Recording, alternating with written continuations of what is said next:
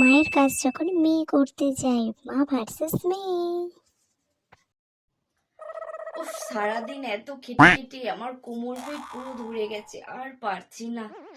কি যে করব, সারাদিনে এত কাজ।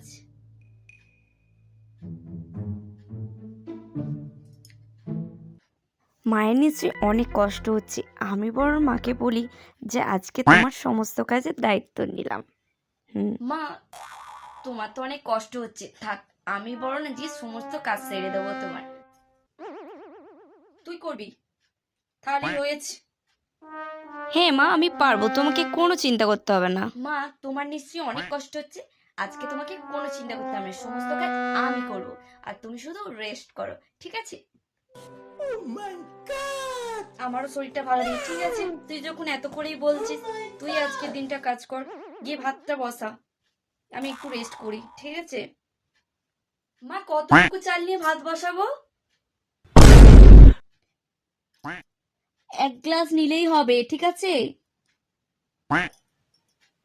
আচ্ছা ঠিক আছে। মা, কোন হাঁড়িতে করে ভাত বসাবো, ছোট হাঁড়িটা না একটু বড় হাঁড়িটা?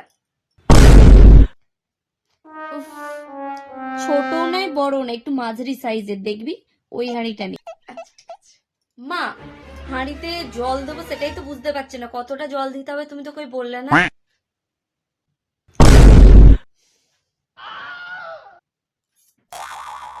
আমার ঘাট হয়েছে মা, আমাকে ক্ষমা করো, তোমাকে আমার কাজ করতে হবে না। তুমি যেমন ফোন দেখছিলে ফোনটা ঘাঁটো, আমি যাই গিয়ে কাজ করি, আমার রেস্ট লাগবে না।